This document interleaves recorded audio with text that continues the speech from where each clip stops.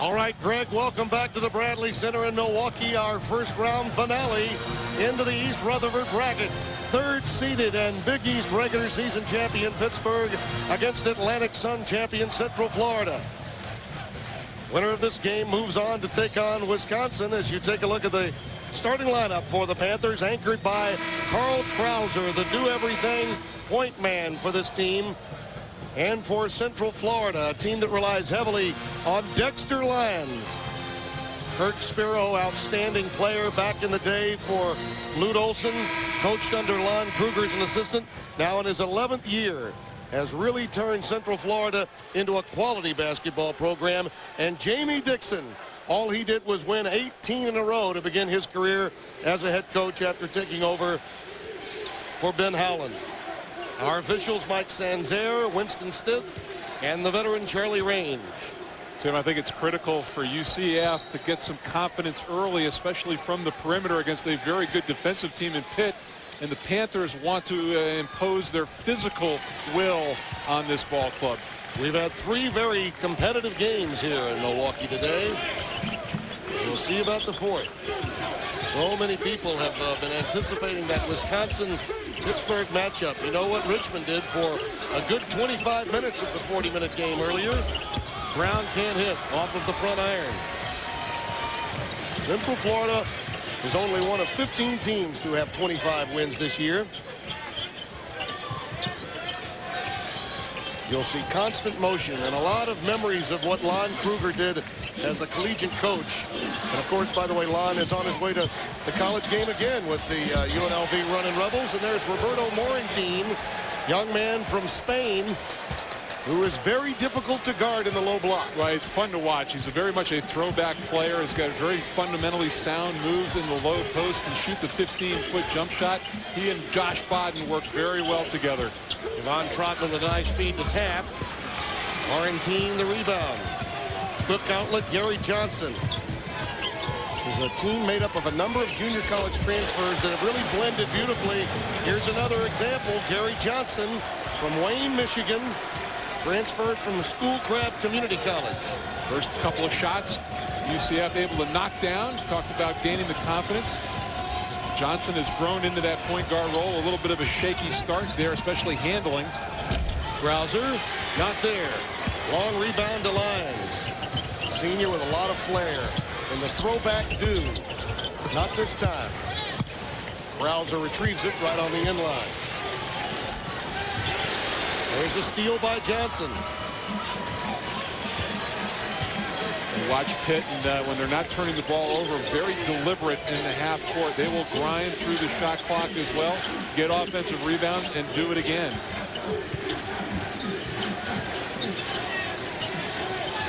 Josh Bodden setting the high pick for Lyons. Good feed to Morantine. Nice duck under.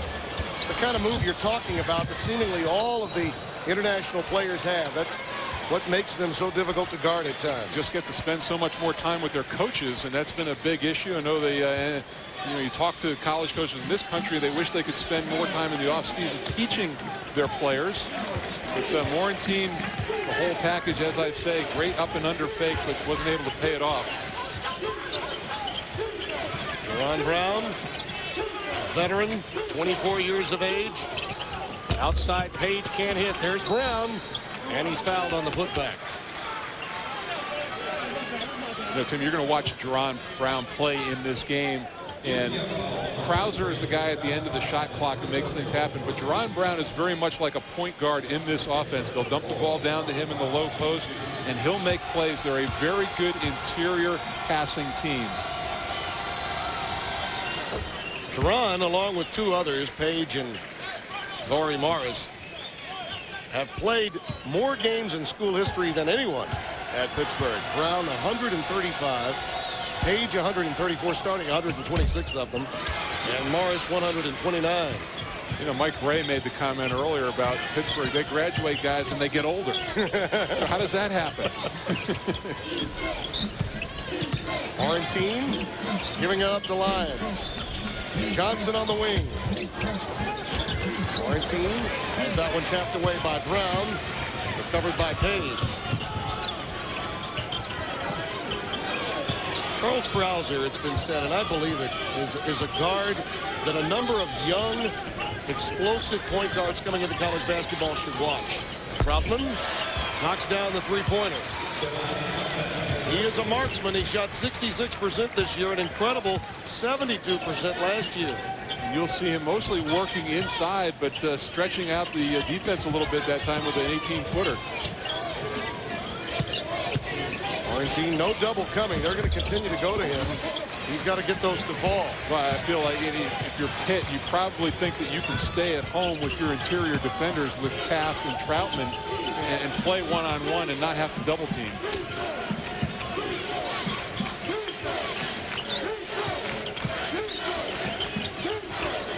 Troutman again.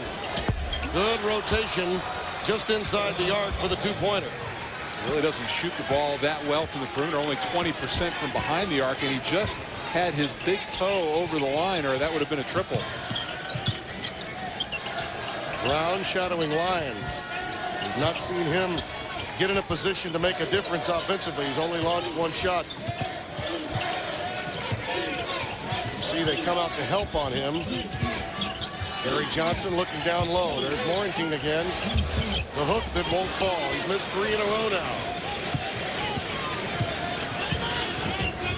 4.5 gone by here in our finale. And a foul will go against Siobhan Troutman, clearing out his first. Amy Dixon looks on with a wry smile. Let's get you back to Milwaukee, Central Florida, and Pitt. Tim Brando and Mike Jaminski.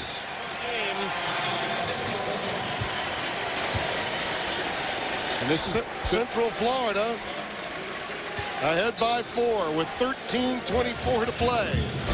Out to a quality start here in Wisconsin.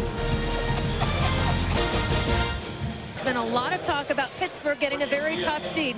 Now, in order to not get distracted and not wonder about all those what ifs, they had this t-shirt made saying, "We all, we got," which says to them and the rest of the world, it's up to us. It's not about the seed or where we play. We control our own destiny.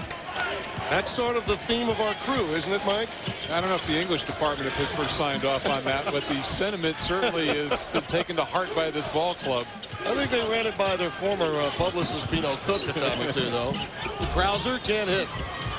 Pulled down by Lyons, who's been very active on the glass, coming off of his first three-pointer.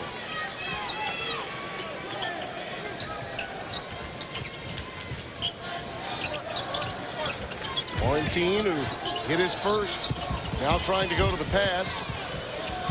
Gary Johnson recovers it. Doesn't appear as confident to take the shot once the entry pass is made. Lyons took an extra step. Good defensive work by Brown. And they'll go to their bench. Antonio Graves, the freshman from Mansfield, Ohio, coming in for the Panthers. And Julius Page sits down. Now Warrington, after that initial flurry, he's been looking to make plays out of the post instead of score. I think a little frustrated by those early misses. Warrington played at San Jacinto Junior College. Well, that has been a dynasty at the junior college level for some time.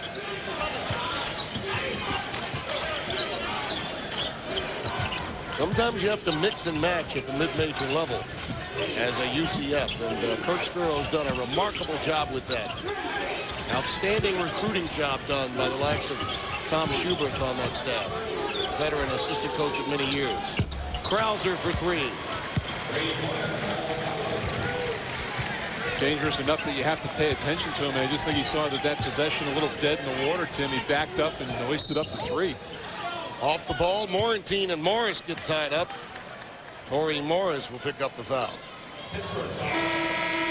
Very physical player, as is this entire team. And the young men, tell you, they had to work a little harder than perhaps they thought they would against Richmond earlier tonight. And maybe upon reflection, you know, think about it, maybe not. I mean, as good a defensive team as Richmond has proved to be over the course of this season.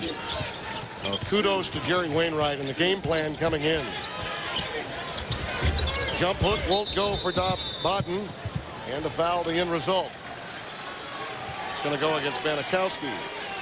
Over the back, Will Banikowski, sophomore from Gibbsboro, New Jersey.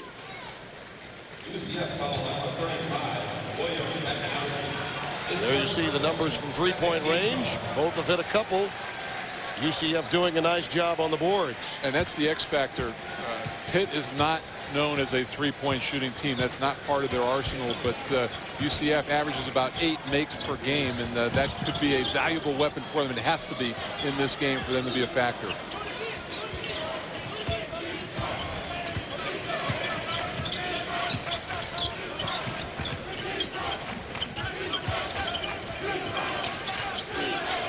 Carroll on the floor along with Brown. Krauser, shot clock down to 7. High pick from Morris. Time for Krauser to create. Morris had to give it up or he would have traveled. Bodden comes away with it. And Krauser's the guy with less than 10 seconds on the shot clock. He's the guy who's going to make things happen in the paint area. Dexter Lyons with a jump stop. Out to Banikowski. And Banikowski can't hit. Krauser again, he's got so many gears. Draws the contact. Very difficult to guard when he drives the baseline or goes into the painted area. He's relentless. Foul goes against Kingsley Edwards, the junior from Brooklyn, New York. Wholesale substitutions for Pittsburgh is Taft and Troutman re-enter. Carroll leaves the game, as does Torrey Morris. Also Krauser checks out, and Julius Page back in the game. A short bench for Jamie Dixon. He'll play about 7 guys in rotation. Not particularly deep, but very tough, this Pittsburgh team. And because of the pace that they play, Tim, they don't have to be real deep. You know, they play a very slow, deliberate game. It's not up and down where it's really going to get into their legs. They'll grind it out. They're content to play in the 60s. In the NCAA tournament, depth is not always the factor it would be, say, for instance, in a conference tournament playing games day after day after day. As you see the easy one for Troutman, who's been very effective. 3 out of 3 from the floor for Siobhan. Plus you get a little longer timeout. Yep. You know, each timeout's a little extra rest there, and it all adds up. No, you're exactly right. I mean, you can go in. There are a lot of teams that have made long runs with 6 or 7 guys. Bodden falling away. I've oftentimes said you can tell the higher seeded teams generally take advantage of that entire timeout, and a lot of times the lower seeds that are not accustomed to that timeout period lasting as long are out on the floor for about 30 seconds to a minute. Well, I think it's also the excitement of being here. Oh, yeah. Too. Yeah, I mean, those programs are used to playing in the spotlight, and those that aren't, this is what it is, and it's 1 of 64. You see the numbers for Troutman versus the rest of the team. Everyone else from Pittsburgh a little indifferent early on. There's Taft on the glass. Freshman of the year in the Big East this year has really had a huge impact on this program. Great shot blocker, good on the offensive glass. You saw Lyons try to get free that time. So many times he just beats the opposition down the floor. But Pittsburgh's so adept defensively, they always have the floor balanced. Bodden. Pittsburgh just absolutely not doubling down on the low block. Warren has been out of the game for some time. Here's Kingsley Edwards. Tough shot. And Bakanowski with a rebound. Trying to isolate Dexter Lyons. Tough shot again. Loose ball pulled out by Taft. Elected not to go over the top of the screen that time. Page will stay with him. Count it, and a foul. Bakanowski with the foul. And Troutman has just been unstoppable. Talk about selective running, and that's what Pitt did on this play. They get the defensive stop. Siobhan Troutman just very strong. And Tim, you laid out his gaudy field goal percentage numbers beforehand. 66% on the year. Right on his average already. He's just one of those guys. He gets to loose balls. He turns them into turnovers or points. He's one of those guys that allows Jamie Dixon to get easy baskets. All good teams seem to get them. Right, that's running through that offense. They're very patient. They will take very few bad shots in the course of the game. They've had a couple of here early, but when they're disciplined and running through their half-court stuff, it normally turns into a positive possession. Page will be whistled for the foul. Jamie Dixon, what a tremendous career he's had in just a very short time. And I think well deserving of the opportunity afforded him. And a number of players went to bat for him to get this job. As a matter of fact, they sought the chancellor out and were very vocal in their opinion of keeping Dixon. Age ran across campus to meet with the chancellor one day when he identified him. Chris Taft with 6 rebounds for Pittsburgh. Brown with the ball fake, tries to pierce the double team, and in so doing, travels. Central Florida trailing by 4. 7:47 remaining here in the opening half from Milwaukee. Central Florida trailing by 4. Tim Brando, Mike Kaminsky, Heather Cox here in Milwaukee. And after starting with a 2 out of 2 number from the floor, the Golden Knights have really struggled. They're 3 for 15, and Pittsburgh's defense has been suffocating in their half court. This is one of the best defensive teams in the country, Tim. They hold opponents to 38.6 on the year, which is a very impressive number, especially playing against Big East competition.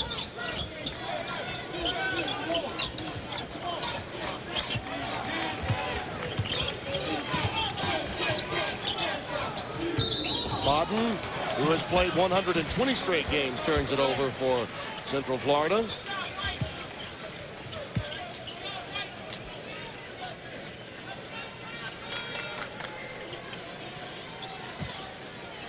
Kirk Spiro has mixed and matched beautifully. You know, they lost a couple of outstanding players, Joey and Stevie Graham, now at Oklahoma State, the transfers. Josh Bodden has really become a leader for this team, and guys like Gary Johnson, Avant, and Kingsley Edwards have just blended in so well. It's a different kind of task for a coach when he has to bring in that many JCs. I know of a number of coaches that are having to coach junior college players, maybe a great deal for the first time. Guys like Bobby Knight.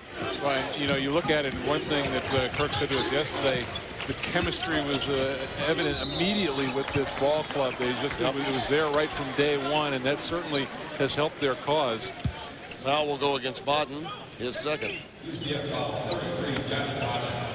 Let's see if through this, Tim, if Morantine can have a better tour of duty after having sat out for a little bit, collected his thoughts. They need him to be a part of the offense inside. Yeah, his confidence was shaken, wasn't it? Yeah, and you know, the more effective he can be, the more opportunities there are going to be for people out on the perimeter. Josh Peppers and Dexter Lyons will come in after the free throw. Sunday on CBS, when Americans are taken hostage, they turn to this man to rescue them. Russell Crowe, Meg Ryan, and David Caruso star in the network premiere of Proof of Life. Sunday on CBS, America's most watched network. I tune for you for that. Whenever I want proof of life, I just turn to you. Thank you. Morantine reels it in. You have spent a few weekends with me this year. Yes, I have. Enjoyed every one of them. Peppers on the floor for the first time, number 30. Pittsburgh on an 11-2 run the last 6:34. Lyons with a quick release, can't get it to fall. Trotman the rebound. That's a tough shot. He fumbled the ball and burned his dribble, so he had to settle for the jump shot. Now they're really fortunate they're only down 5 during this stretch. But Pittsburgh, other than Trotman, not exactly lighting it up either. No, but you know, Tim, in fairness, Pitt's not a team that's going to run away and hide from you offensively either. Peppers on the boards. Again, another chippy missed. Where Central Florida has missed at least 3 shots from point-blank range.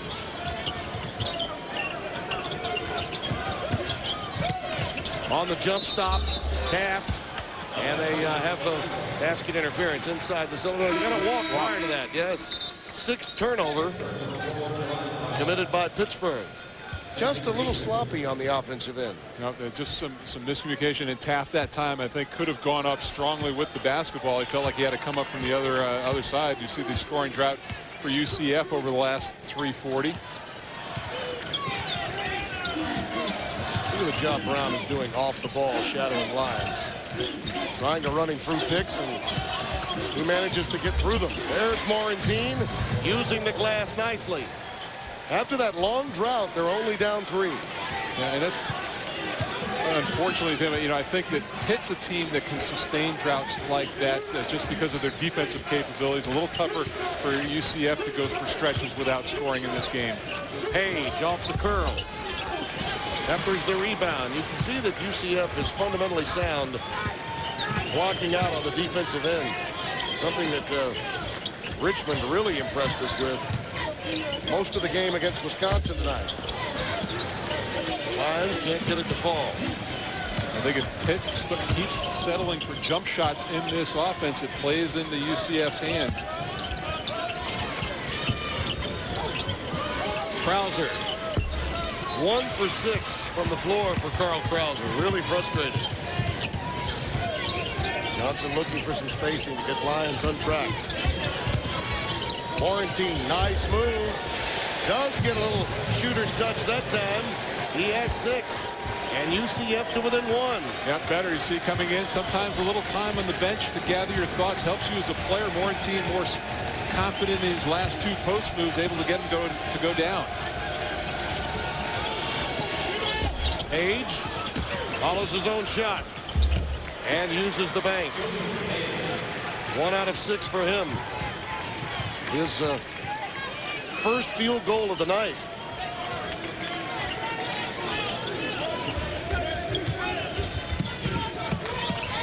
Much of this Wisconsin crowd is hung around.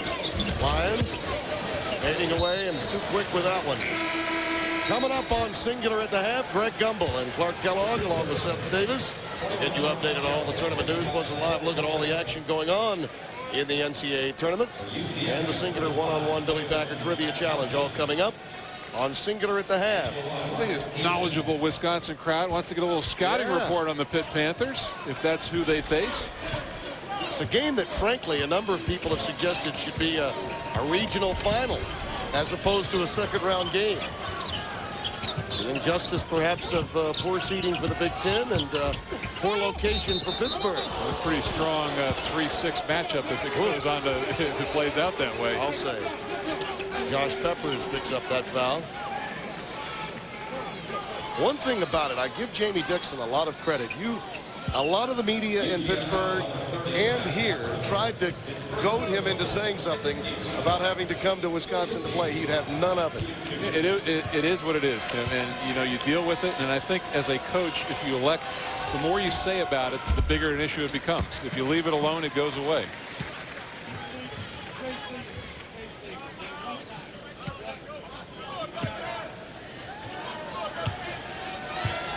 Dixon is one of those no-nonsense guys. I mean, when you talk to Jamie, you get the feeling that he may be listening to you, but he's already thinking about 30 seconds ahead. A lot of coaches have that habit.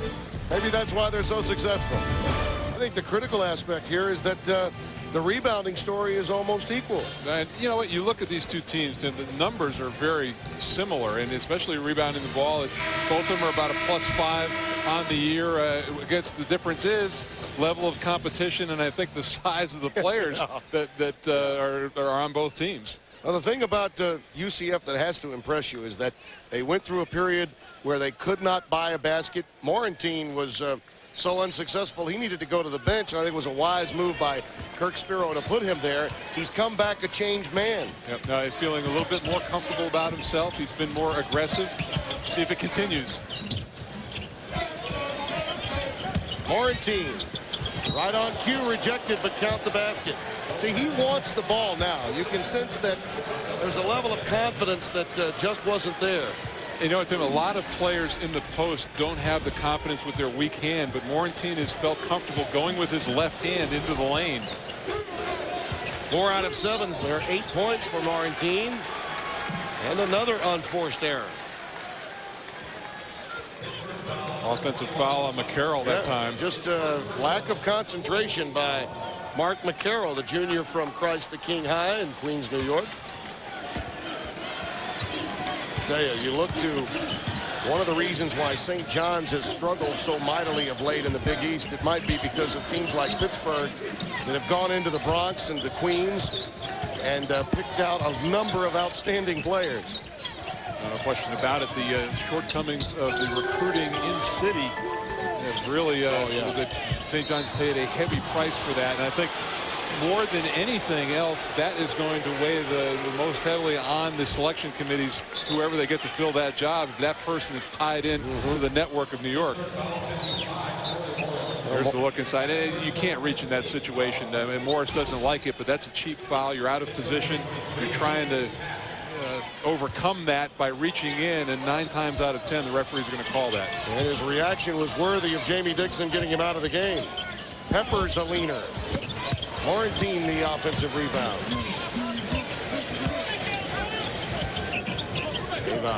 Getting it up to Peppers, and Kirk Spiro calls for the play, and Gary Johnson will initiate it. Double stack trying to get him free. Pittsburgh handles it pretty nicely. Biggs very active for Pittsburgh, getting out, hedging on the screen, and allowing the defender to get back.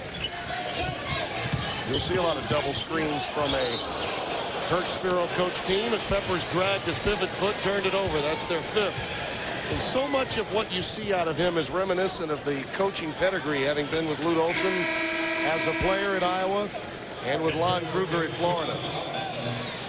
Well, it only makes sense. You know, you work with those coaches so closely, and they're such great teachers and have great systems and things that they do that you can't help but by osmosis pick that up and feel comfortable with it. And when you have a chance to get your own program, those are the people that you rely on.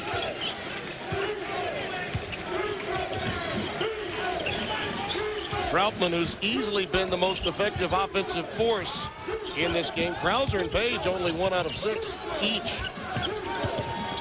Krauser with a nice dish. Troutman fouled by Bakanowski, and he's picked up 3 already. You know, if there's one thing, and we haven't talked about it yet, if there's a weakness with this Pitt team, it's at the free throw line. Yeah. And is that going to be something that's going to surface in the as the tournament goes along? Only 65% as a team. And Troutman at 60% clip himself. Monday on CBS, the key evidence from a crime scene is stolen. Now CSI Miami must find it or a killer walks. Don't miss a new episode Monday on CBS.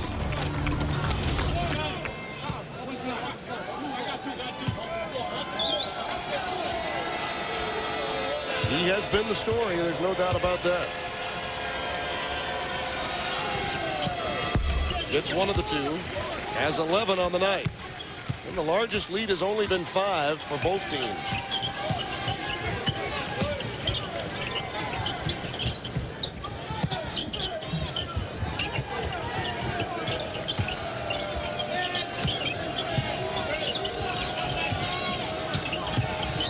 When you think about it, this is a bracket. If you had it, you were thinking about scoring productivity. Well, take the under. How about that? There's the under. Look at the defensive numbers that these 4 teams have put up. And here's the rank right over here.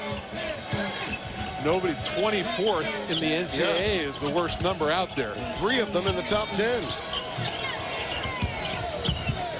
Laurentine gives it up to Peppers. Oh, the hands of Velcro by Troutman. Picking that one out of the air.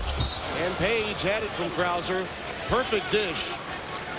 Julius a little upset with himself. The 8th turnover committed by Jamie Dixon's team.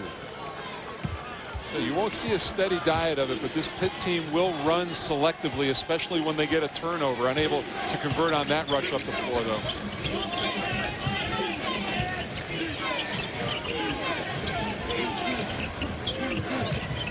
Boy, they've really done the job on Lyons, haven't they? He's been a non-factor. Johnson for 3. Rebound cleared by Troutman. Well, a lot of times, you know, when you don't have a lot of other options out on the perimeter, you can surgically take a guy out of the ball game. And as good as Pitt is defensively, you know, you want to try to do that to the extent that you can with Lyons averaging 18.5 points per game. If you neutralize him, it puts a big onus on people who aren't used to scoring. Avon gambled and lost. Troutman still double teamed. Out of bounds.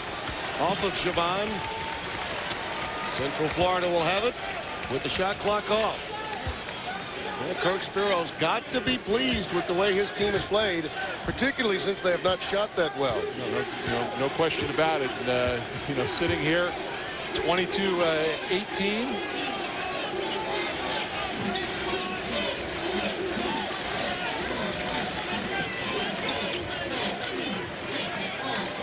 Another 3 versus 14 matchup, and it's been highly competitive here in the first half. Johnson tried to do it himself, stolen by Brown.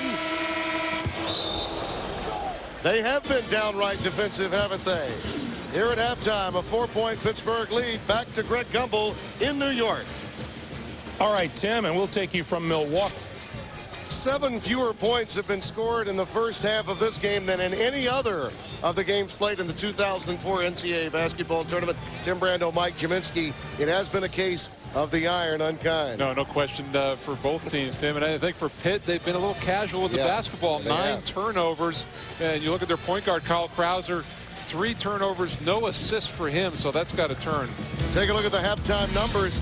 You could say there have been a few clanks early on in this game. And not for lack of opportunities for UCF, especially at point-blank range. The free throw is a big story. Central Florida has not attempted a free throw in this game. However, they are hanging there on the boards with Pitt, and the leading scorers, Warrantine, after a tough early go, has found his rhythm. And Siobhan Troutman, 11 points. He's 4 of 4. The rest of the team, 3 of 16 from the field. It is amazing to think, though, that Kirk Sparrow's team has been able to board with this Pittsburgh club. And not only has Lyons not been able to get to the free throw line, but no one has from Central Florida. You would have expected him to get there just off the dribble. No, and it's just a testament to, and we talked, remember, earlier in the Wisconsin game about how well they move their feet and don't foul. Yeah. Pittsburgh's doing the same thing here, really closing off driving lanes and not reaching. So there's not a lot there for UCF. Warrantine played well early and late, not so well in the middle of the game for UCF. He's doubled this time. Lyons misses an easy one. Taft pulls it out of there. That's 9 rebounds for him. At least, so, I mean, you like the fact that Lyons was aggressive in trying to make something happen.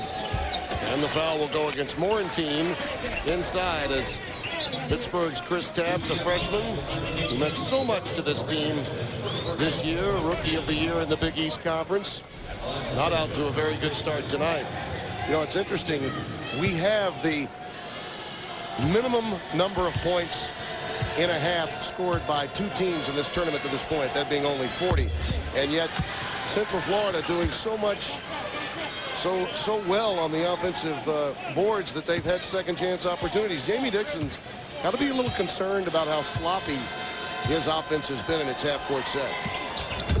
Well, coming off their 4th consecutive Big East championship game, which ties record, and only the 2nd team to do that. Maybe a little bit of a hangover left from that against a tough team, a tough game against UConn. Well, this 5-point lead had equaled the largest of the night. And just that quickly, Gary Johnson ends that. The junior out of Wayne, Michigan, Wayne Memorial High. Another one of the junior college transfers from Schoolcraft Community College. Well, that being said, Tim, this Pitt team is not afraid to play in a low-scoring game. I mean, you know, it's just the fact that they're sitting here at 22 is not a big deal to them. No, it isn't. Krauser.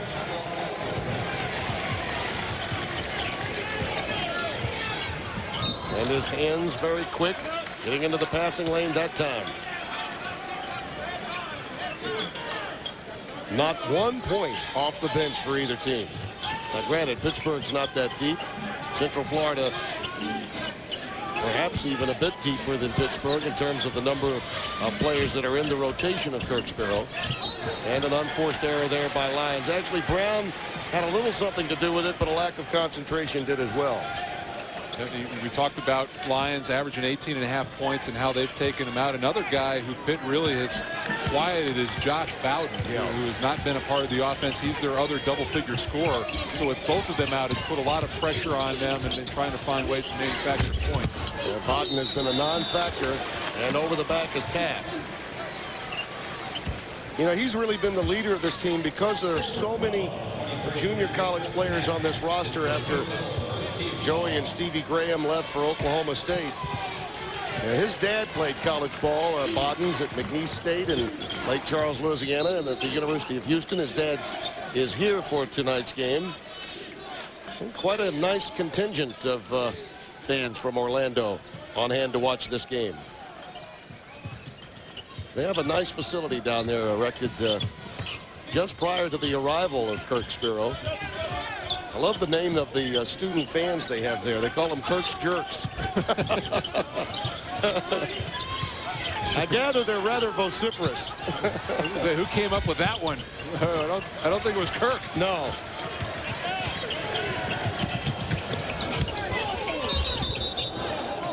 Taft is rejected, but there is a push underneath. Pittsburgh with its largest lead of the night of 6 in a game that has been, as we said earlier, downright defensive. Josh Bodden picking up the foul, his 3rd. Central Florida has not gotten to the free throw line all night long. You get the sense here, Tim, that in this game that Pitt's even starting to extend their defense more and then looking to run a little bit as a result of it to get some easy baskets. What we've noticed from UCF is that defensively they've been able to match the intensity of Pittsburgh, but they've expended so much energy there that they've been unable to get anything done on the offensive end. Morantine got caught in midair and picks up the foul. Roberto's 2nd. And Julius Page will get to the line.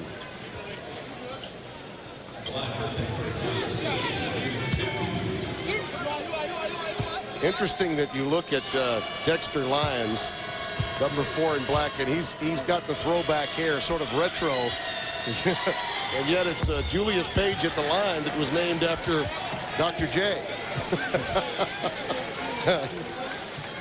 We saw him, Lyons, yesterday at practice was all braided up, so we weren't treated to this particular hairstyle, special for the event tonight. That's the NCAA tournament. You bring the goods. Absolutely. You taught me that. You've had a pretty good rookie showing. How about doing 4 in one day? Can of corn. Morantine takes it to the rack and is fouled. And at long last, they're going to get it perhaps to the line. Let's go to Heather Cox. Well, Tim, Roberto Morantine is from Spain, and he's wearing a black band on his jersey to acknowledge the families of over the 200 killed in the terrorist bombings in Madrid on March 11th. Those bombings occurred just 100 miles from his hometown on a route his family takes every week. So certainly paying tribute to all of those families in mourning right now, guys. Yes, and you know, in so many ways we hear these stories. Unspoiled in their approach. Players of Morantine's caliber, generally speaking, always mean a great deal for the rebirth of a program. And Central Florida had gone through some difficult times until this season. Spiro had a number of championship teams early. And now they've got it going again in the Atlantic Sun. Lyons giving it up to Johnson. There's Krauser, always in the way defensively. Bodden with a near steal. 3 minutes gone by here in the second half. Pittsburgh with a 4-point lead. Well, Kentucky was challenged in the first half tonight by Florida A&M. They had the short spikes out for that one. They really did. That was headed for 120 to 100 at the half. I think UAB and Washington are headed in the same direction. Over 50 scored by both of those teams in the first half. Brown can't connect. Trotman and Bodden got hooked up. Foul will go against Chauvin, his 2nd. And we don't mean to underplay the defensive capabilities of UCF, Tim. I mean, they a little short on the resume as far as tournament teams. They played one, but that game was against Florida on a neutral court, and they held that team to 59 points while they were averaging close to 100 early in the year. Trotman picked up his 3rd, so he has to sit down. And Mark McCarroll back on the floor, the junior from Queens, New York. Page is really struggling from the floor. In his last 8 games, he's 14 of 4. Check that, 4 of 32. That's 12%. Quarantine rejected by Taft. That officially qualifies as a slump. Yes. Krauser will stop and go. Fouled by Johnson on the reach in.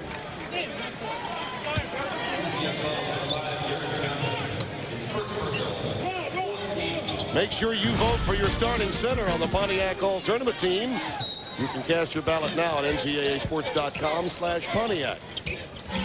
Page. A little too long. Trying to find his way out of that slump.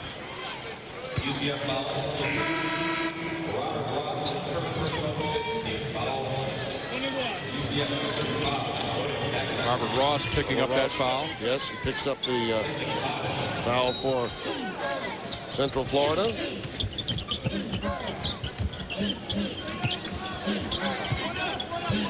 Just into the game.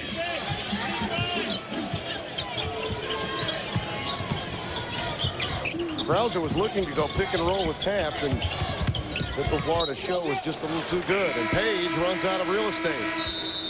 They have cut off the baseline, haven't they? Done a good job. Morantine, a nice show on that screen roll, too. No doubt about it. Tim Brando, along with Mike Jaminski and Heather Cox. And Jamie Dixon. You look at some rarefied air. Bill Hodges, by the way, got all the way to the finals against Judd Heathcote in 1979. Decent player he had on that team, Yeah, too. I He believe slipped so. my mind. A Bird, I think. Larry? Yeah. Is that it? Yeah. Am I on the right track? Pretty decent country player, as they say, back in the day. Nice cut and find by Morantine to the Cutter Dexter Lions. He has 7, averaging just under 19 a game. They need to get him on track. International player, especially the big, so crafty with the pass at the high post. That was a great look by Morantine. Krauser over Lions. Every time you see a quality offensive move made by a guard, the other guard says, you know what, I think it's time for me to make a play. Yep. Just have to guard against making that battle completely personal. Ross with the dump down to Morantine. Sweeping hook. And the Spaniard gets the kind iron. Talk about throwback, and in the game film, you could put that on black and white, and it would look right at home. The nice sweeping hook. Not many players in the college game use that anymore.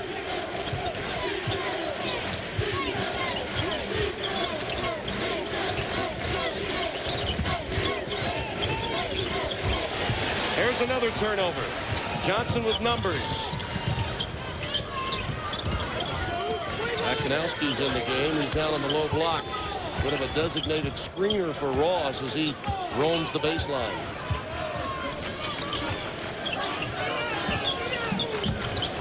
Morantine on Taft, falling away this time.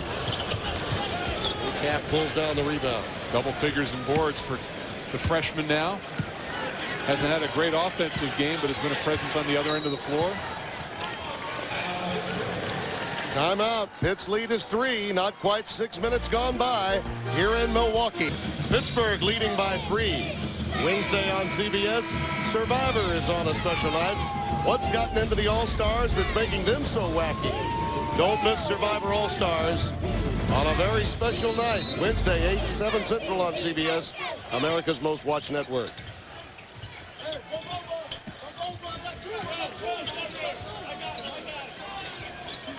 Out of the timeout, it's Page along with Krauser. Torrey Morris is coming to the game. McCarroll and Jerron Brown on the floor for Pittsburgh.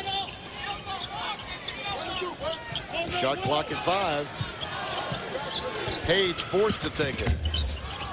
And as travails continue from the floor, he just cannot buy a basket. He's 1 out of 9 tonight.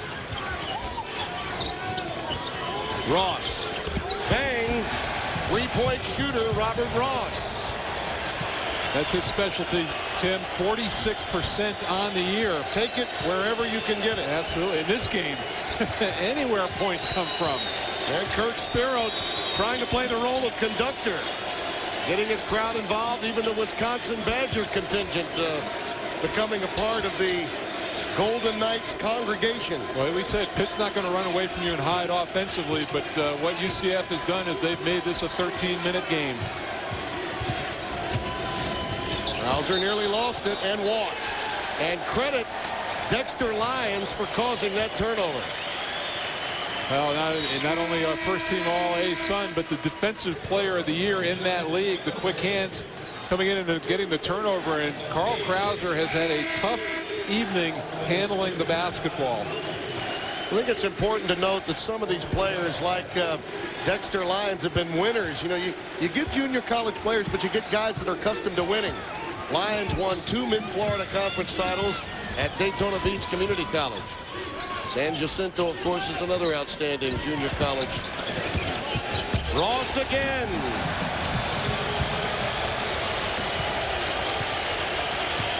First lead after the first tie.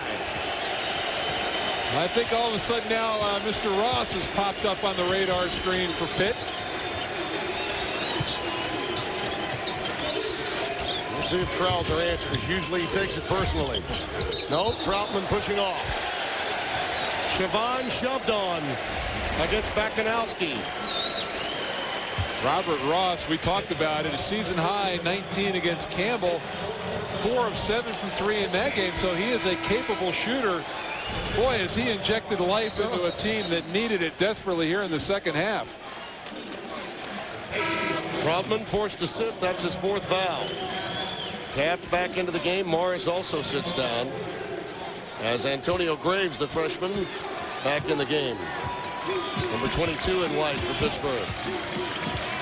They're on an 8-0 run in the last 3 minutes. Pittsburgh's only 3 points coming in the last 7 minutes. That's amazing when you think about it. Only 3 points in the last 7 minutes. That's hard to believe.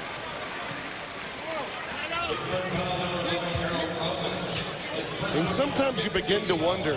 Kirk Sparrow is obviously a quality coach. These are guys that come from different backgrounds, mixed and matched. Not many McDonald's or Parade All-Americans with his team. But at the same time, Pittsburgh, after hearing and talking so much about having to come here in the anticipated matchup with Wisconsin, sometimes it's mind over matter. And it's chemistry. You throw a ball into the pot and see what happens. Hey, that's why you got to play the game, boys.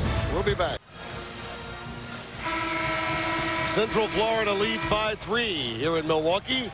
Tim Brando, Mike Jaminski, Heather Cox, 32-29. Interesting, the spark who has lifted this team out of the ball game now for UCF, Robert Ross. A couple of big threes to come in and give them a 3-point lead.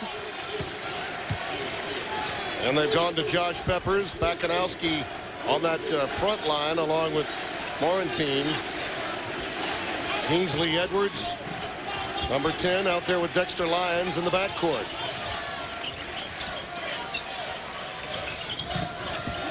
Off the dribble drive, Krauser gets it.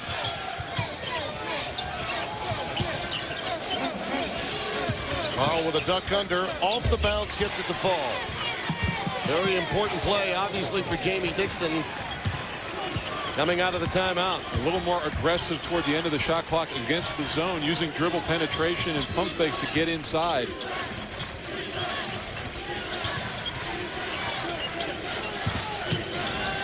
Lyons gets the contact. Bodies on the floor. Bakanowski, one of them. A Pittsburgh Panther also on the deck. And it appears that he's having some difficulty getting up. That's McCarroll, yeah. On the drive to the basket by Lyons. This will be his first trip to the free throw line. Getting to the right-hand side. McCarroll just late coming in. Looks like he got a knee to the midsection. Yeah, sure did. And Jamie Dixon coming out to take a look at McCarroll. Always the 6th man, an offensive spark at times. Originally signed with Syracuse. One of those great role players for this Pittsburgh team that claimed the regular season Big East title. When you think of the NCAA tournament story tonight, the Big East had been unbeaten, had won 5 straight before losing, actually 4 straight, and then Providence went down to Pacific, the alma mater of Heather Cox, and the game is over. I think we're going to hear about that before the night is out. Positively euphoric since that moment. It appears that McCarroll is going to be okay. Now, you're about to see one of the most unique free throw shooting styles ever. Now, I'm just going to tell you what's about to happen, and then we'll tell you the story later. 10 dribbles, because his birthday is in October. He and his cousins.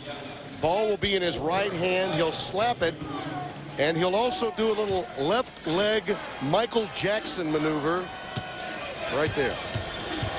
And you can count them.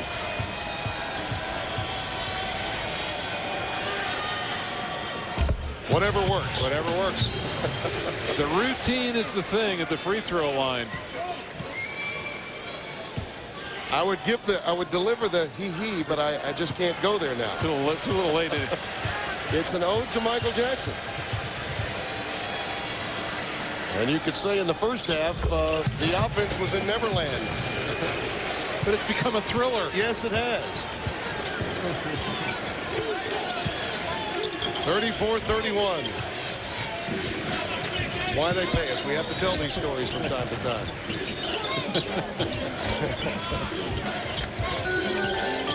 Krauser with the dump down to tap. Yeah, Graves can beat you on the dribble drive as well. He can create open spots for Krauser.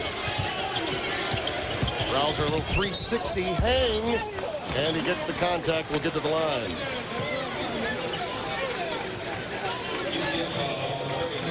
Josh Peppers picks up the foul, his second. Freshman out of Whitehaven High School in Memphis, Tennessee. That's a great little shot for a guard. He hits that floater in the lane. Very tough to block. Krauser very strong inside. Actually, they turned him away from using the screen over the top, so he took what the defense gave him and got into the middle. He has 12 tonight, 3 out of 5 from beyond the arc. Bakanowski leaves the game. Otten back in. Robert Ross re-enters. And Peppers sits down. That kind of shot, that kind of maneuver by Krauser exemplifies what we were talking about earlier, Mike, that so many young guards could learn a lot from just the decision-making that Carl Krauser exhibits. It just gives them so much, and it's such a great crutch to have in your offense with a guard who can, at the end of the shot clock, make that type of play. Here's Ross, who's hit those 2 big threes to give Central Florida the lead. Morantine, nice move. 14 in the game for the Spaniard. That's what you want to do for a shot blocker like Taft. Get him going, get him to bite on the pump fake, and it was a beautiful up and under move. Can you see in the eyes that the UCF players are gathering more confidence? Krauser, Morantine the rebound. Kingsley Edwards looks to push.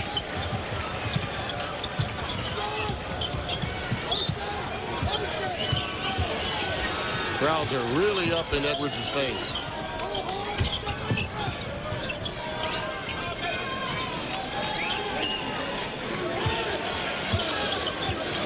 Shot clock winding down. Edwards at the top, initiates with 10 left.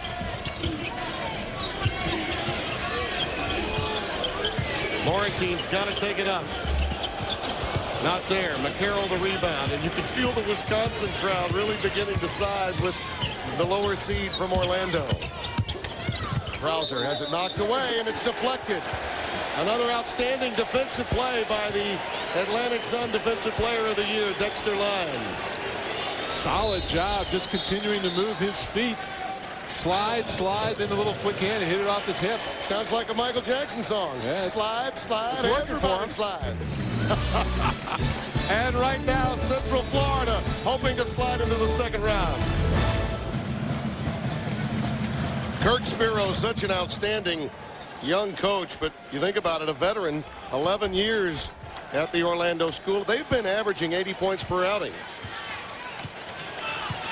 I mean, they have just been an outstanding offensive team, Central Florida, up until tonight when they were held in check. Only 18 points at halftime, only 40 scored combined by both teams. That's 7 under the minimum in the first round games in the 2004 NCAA tournament. But they caught fire when Robert Ross came into the game, hit a pair of threes. And now Dexter Lyons, who is clearly the leader offensively and defensively for the Golden Knights, is really ignited this team to give them this 3-point lead. And you have to like the turnaround there for Krauser, who gave up the turnover on the last possession and then came back and got it defensively the very next time. The mega matchup that everyone has been anticipating for Sunday between the 3-seed Pittsburgh and the 6-seed Wisconsin. Many of those Badger fans are still here scouting out the Panthers. But both Richmond and UCF have offered a very stiff challenge. Krauser, 3 out of 6 in the second half, has 12 on the night. 12 in the second half, I beg your pardon. 15 overall.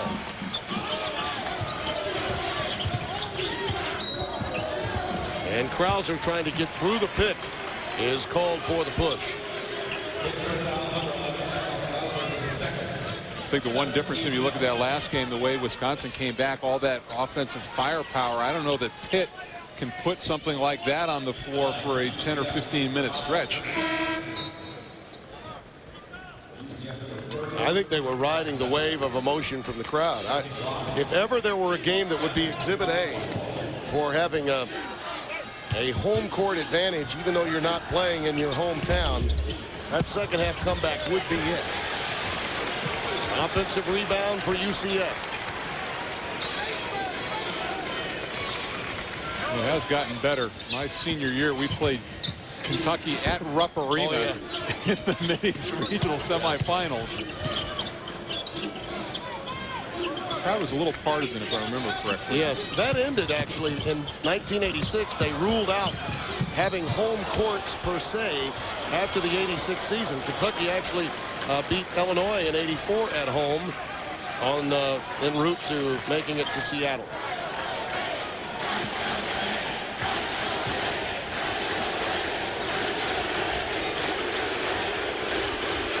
Wisconsin Badger fans beginning to rise to attention here at the Bradley Arena in Milwaukee. UCF had never tied or led this game until 3 minutes ago. And Dexter Lyons and Roberto Morantine have put on a show inside and out, 2 seniors for Kirk Sparrow's Golden Knights. And they lead by 1 with just over 8 minutes left. Convention floor getting behind the state of Florida right now. Page cannot connect. And he's starting to jump shoot his team out of this game. He continues to pull the trigger and has not been knocking down shots. 1 of 10 now. Lions with a little show. Too strong. Morantine trying to knock it away from Taft, but the freshman saves it. 11 rebounds for him. I can see why Taft has gotten the accolades he has. Offensively a non-factor, but always collects the rebounds. He gets a quiet number of them on the offensive boards. Krauser. That was a flop. Good no call. Page again. And the iron really unkind to him. There's Taft. On the glass, loose ball in the scrum. Will go UCF's way. 7:09 left. Can it happen? A 14 seed beat a 3. Stay tuned. We shall see. Difference. A little shocking in that Pitt operates in the paint so much and relies on a lot of their offense. Their UCF able to take them out of that. Roberto Morantine stepping up big. But I think, you know, you look at it, Tim, for Pitt, if they're going to get back in this and they've got Troutman back in the game, who's a reliable scorer, I think they've got to put the ball in John Brown's hands. He has been very quiet on this night. He's a double-figure scorer, only 1 point. He really makes a lot of plays in the half court. He's 0 for 3 tonight. And you're right, not many touches. I think Page is trying to shoot himself out of the slump, and as you said, he may be shooting his team out of the tournament. Bodden gives it up to Morantine. Face up will not go down. Deron Brown the rebound. The Central Florida crowd trying to get the Wisconsin fans back on their side again. Krauser working on Lyons.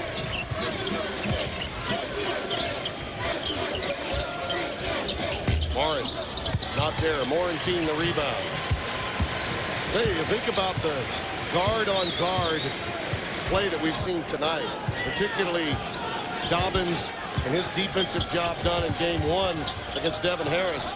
Watching the play of both of the guards, certainly Krauser and Lyons mano-a-mano has been fun in the second half. Right now, the pitching is ahead of hitting in this little section of the world. Now spring training just underway. The defense is always ahead of offense, too. That's right. That's another sport as well. Central Florida leads by 1 over Pittsburgh. 5:45 remaining in an NCAA tournament that has featured highly competitive but highly predictable outcomes, with the higher seeds generally coming out on top. UCF trying to buck that stat tonight. Lions can't hit. Ross tries to follow. Out of bounds. It'll go to the Golden Knights. And Pittsburgh shooting a paltry 28% from the floor. Even worse from downtown. Troutman has to be careful. He looked a little frustrated on that play, but he's got to massage 4 fouls through the last 5:33. Yeah. Early in the game, without Siobhan Troutman, it really would have been a long night. There's a steal. Maybe that's why he's out there. That will be a block. And a key call with Troutman playing with 4. Bodden picks up the foul. Count the basket. That's the 4th on Bodden. Well, first here, going for it, walking that tightrope, going for the steal there, and then deciding to take it all the way in. Bodden just never really got set in front of him. You see how quickly his head turned when he heard the whistle? Yeah, all right, which way is this going? 5 of 5 from the floor on the night. Interestingly, just his first attempt in the second half. But not a lot of court time because of those 4 fouls. Doesn't convert again. Pittsburgh struggling at the line. Brown nearly came up with the offensive rebound. Look at that. UCF dry again for the last 4.5 minutes, but they went through a similar drought in the first half and survived. That's the second 4-minute drought they've had in this game. Warrantine working on Taft. Nice touch pass to Bodden. Lyons tries to keep it alive. Krauser and Page finally retrieve it. And I believe Page lost a shoe. Brown a pull-up. Bodden clears for UCF. Just as Page is able to get his shoe back on, Central Florida back on the other end. Remember, Ross is a dangerous 3-point shooter. Hit 2 key threes to give UCF their first lead of the night. And Morantine off the entry pass is fouled. Wave it off. Foul will go against Chris Taft. Well, the last 14 seed to win. Weber State, the show. Harold Arsenault back in '99 against North Carolina. And that's if, you know, Kirk Sparrow, if you asked him, give me a 1-point game here with 4.5 minutes to go, I think he'd take that 10 times out of 10 against this ball club. One of the more memorable 14s to win was Tennessee Chattanooga back in 1997. Mac McCarthy was the coach of that team at the time, and they went on to win in the second round and get to the Sweet 16. Actually pushed Arizona as the Cats were on their way to the national championship. Tied at 37 with 4:30 and counting.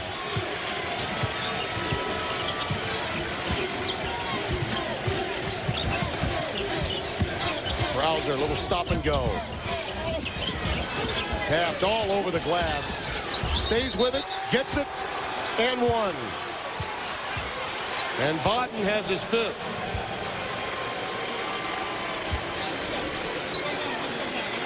Pittsburgh with a 2-point lead. The outstanding freshman Chris Taft with a putback, and the foul went against Avant rather than Bodden, and that is very important because that would have been the 5th on Josh Bodden, who's the senior that they really need on the floor. Taft converts the 3-point play, only a 54% shooter, Tim, but 12 rebounds on the game for Taft, none bigger than that offensive stick back to give his team a little breathing room. It has been a grinder, kind of style that Pittsburgh is accustomed to playing, but perhaps did not believe in the kind of challenge that this resilient Golden Knights team from the Atlantic Sun Conference could deliver. Robert Ross, 47% three-point shooter, back on the floor. It's been tight all the way through. Here's Bodden. Gives it up to Morantine, and he's fouled. And this could be critical. It appears to be Taft that's guilty, which is important because Siobhan Troutman is playing with 4 fouls. 3 on Taft. Morantine that time, a good solid base, and Taft pushed off with his hand. Effort to get a little leverage inside. Roberto Morantine. Another of the many junior college transfers on this team. Spiro is making some defensive for offensive substitutions, which is pretty interesting with this much time left in the game. You see Marcus Avant coming back into the game, and Ross, the three-point shooter, leaving the game. You know, Tim, the margin of error has been so thin, though, that you have to start making these moves early. And Morantine, a couple of big misses. He's an 80% shooter, but missed his last 2 out of 3. You got to get them all. There's Kurt's Jerks. We told you they existed. What a name, because Pittsburgh struggles so mightily at the free throw line that from this point forward, they'll get 2 shot opportunities. They'll be in the double bonus after the next team foul is committed. Jamie Dixon's team, the Big East regular season champions, losing that late game to Connecticut. Many people believe that was the difference in a 1 seed or a 3 for them. Dropping all the way to the 3 seed here in Wisconsin.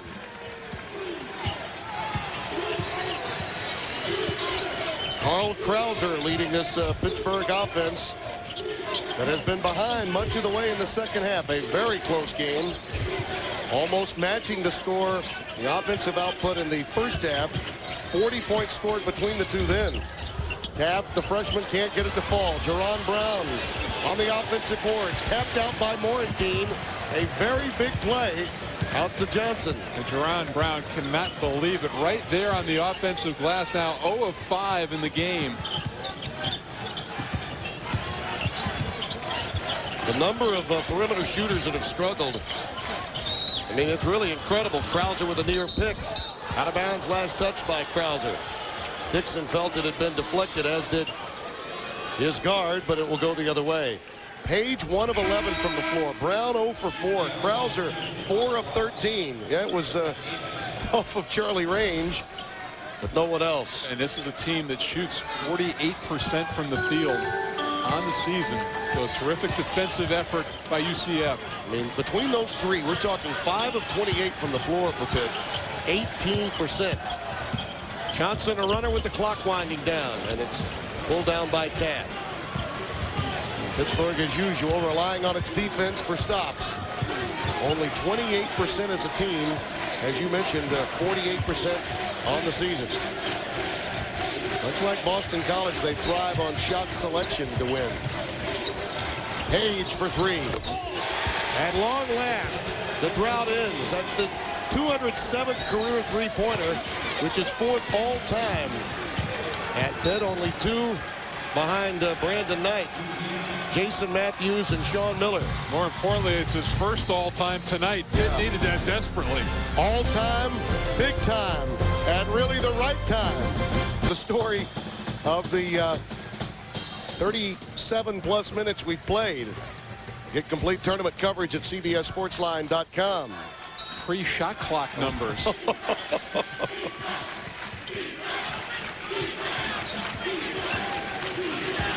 43-38.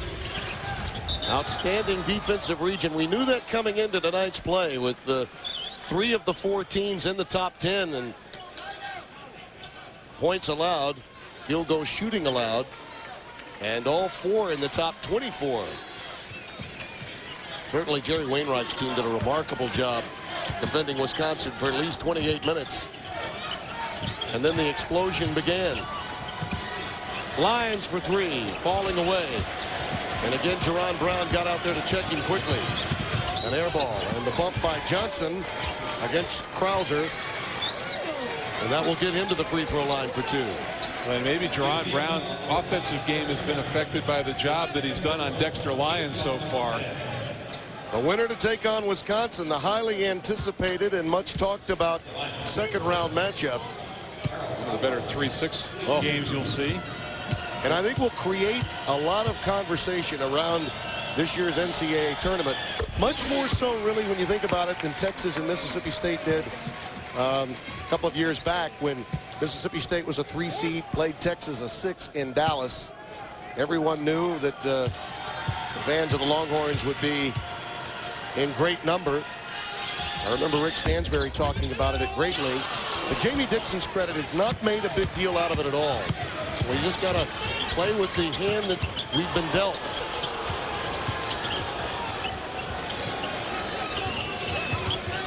Ross. Well, he hit 2 to help give UCF a lead. Comes up empty this time. Still a 2-possession game. Kirk Spiro looking to go full court, try to create some pressure. He gets Avant back in the game.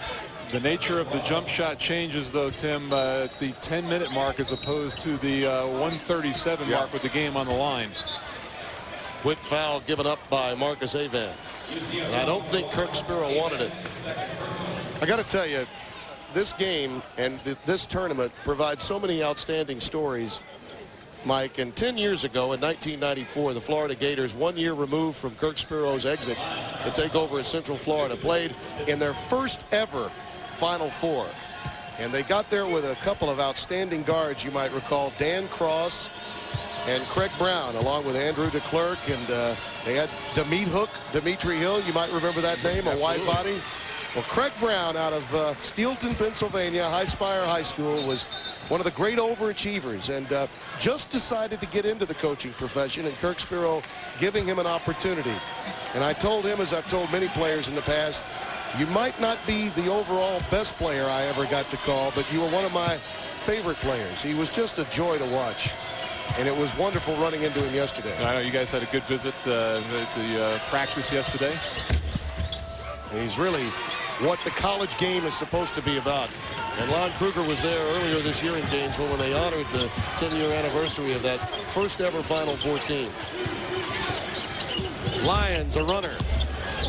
Not there. On the offensive glass, counted and a foul. Troutman is 5th. Yeah, Avant into the game for defensive purposes, able to get the putback. And that's 5 on Siobhan Troutman.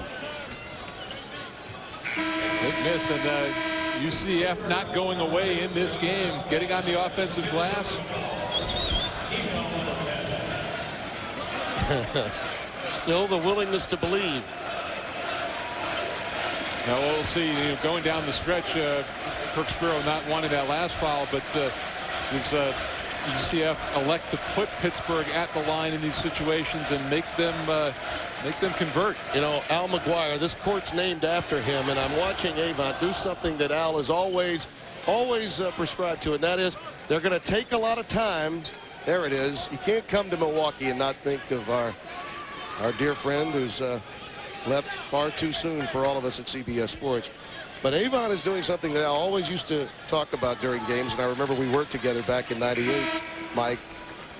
You've got this long stoppage because a guy's fouled out of the game.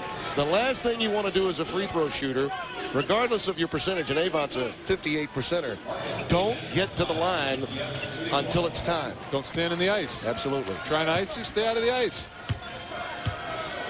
59% though for Avon. Very important. Al would have been proud of that decision. Yeah, and didn't look like a 59% shooter there. That was a nice stroke. 2-possession game. Krauser in control, working on Lyons. The last 14 seed to beat a 3 was Weber State with Harold Arsenault in '99. Taking out North Carolina, and a quick timeout taken by Jamie Dixon. 1:06 left, a 5-point game. Sometimes in the face of insurmountable odds, unlikely heroes are born.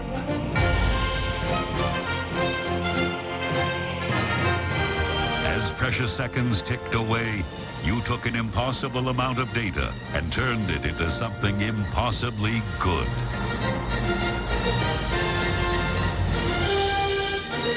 You have the new Microsoft Office system. Victory is yours. 46-41, Pittsburgh leading by 5 with 1 minute and 6 seconds remaining. Tim Brando, Mike Jaminski, Heather Cox. Every one of our games today has been, and tonight, have been very competitive in Milwaukee. So far, the higher seeds have prevailed. See the time on the shot clock for Pitt, down to 10 for Krauser.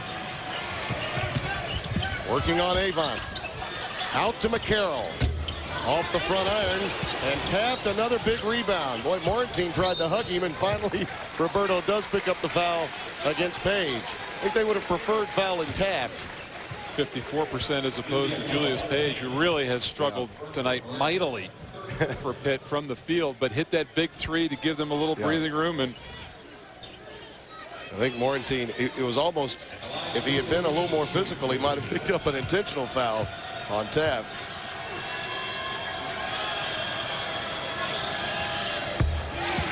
Our Chevrolet most valuable players of the game, Roberto Morantine with 16 and 9. Carl Krauser, very consistent as always, turning it on when needed. 3 for 6 from downtown, and those were few and far between for most of the players tonight for either team. And I think what we've seen, Tim, over this last stretch is just Pitt so supremely confident in their defense that they've been able to really overcome a nightmare offensively. And with the thought in mind that they'll need more in their tank to beat Wisconsin, I think that's probably accurate if the score holds up. Lyons trying to do it himself. Dexter does it from downtown, and it's a 4-point game. He has 12 with 38 ticks remaining. Golden Knights want to make the night last longer from long range. Pittsburgh by 4. You see the time remaining. Both teams in the double bonus. The possession arrow to Pittsburgh on a tie ball. Taft and Brown, the two guys you want to foul if you can. Bodden picks it up, and he'll get McCarroll to the line, who's 64% on the year. No bad choice either. We've talked about it many times, Mike, and I do believe this, that free throw shooting, the inability to hit shots has become almost an epidemic. And we're going to see it cost one of the higher seeds before this NCAA tournament is done. No question. And you just don't, and there's 5 on Bodden, so they've got a little time to figure out who he's coming in for. Bakanowski will place him. But Tim, you just wonder how much time kids spend shooting free throws. You know, getting in the gym, knocking down 250 in a day, and not understanding the importance of that part of the game.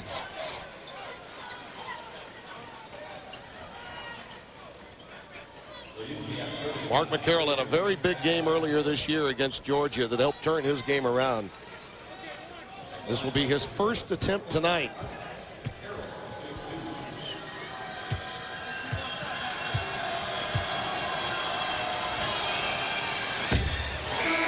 That was very weak. Again, circumstances of the game dictating what the shot is and how it looks. Very stiff-legged on that attempt. And as a result, flat trajectory and very little chance of getting in. Yeah. Our friend Al McGuire would have said, you got to bend your knees, son. A little bit better flex that time. 49-44, two-possession game, and an unforced error by Johnson and Morantine. Couldn't connect. Now they'll have to foul again. Wow. No, just the lack of concentration. Gary Johnson looking up the floor, trying to survey what was ahead of him, and dribbled the ball off his foot. Page in traffic. Trying to play keep away. The foul will go against Lyons.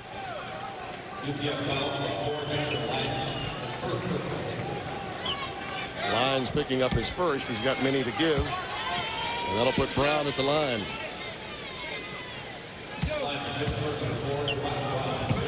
Vanderbilt, a big winner today over Western Michigan. A lot of people anticipated an upset there, I know, Mike. And that's a team that plays very similarly to North Carolina State. A lot of backdoor cuts with Kevin Stallings' team.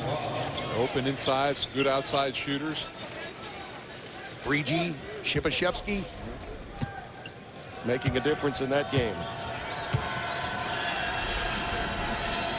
This is important. Makes it a 3-possession game. Mario Moore in that game had 28. A real difference maker for the Commodores. There's Lyons for 3. Krauser runs it down. And the quick foul given up with 19.4 left. And the Wisconsin fans got their scouting report. Central Florida fans beginning to give their team a nice ovation. Quality attempt, but once again, the team in the lighter jersey apparently moving on. Well, very similar scenarios as you talked about, Tim. The higher seed comes in, gains a bunch of respect early, knocking down jump shots and confidence, stays in the game, but over time, the strengths of their opponents eventually wear them down. Tell you, there's a game that I've circled for tomorrow.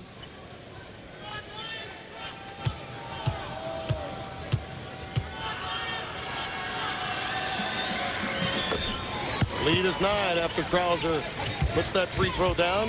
The game I've circled for tomorrow is Stanford and Alabama. I think that's going to be a fun game to watch. Lyons with the dump down to Bakanowski. Johnson can't connect. Time winding down. And the Golden Knights are going to come up empty, but a magnificent performance in defeat, don't you think? No question about it. I mean, Kirk Spiro and his team, a lot to be proud of against a very, very tough Pittsburgh team, especially on the defensive end. And for Pittsburgh, an opportunity at Wisconsin, the much ballyhooed, probably most anticipated.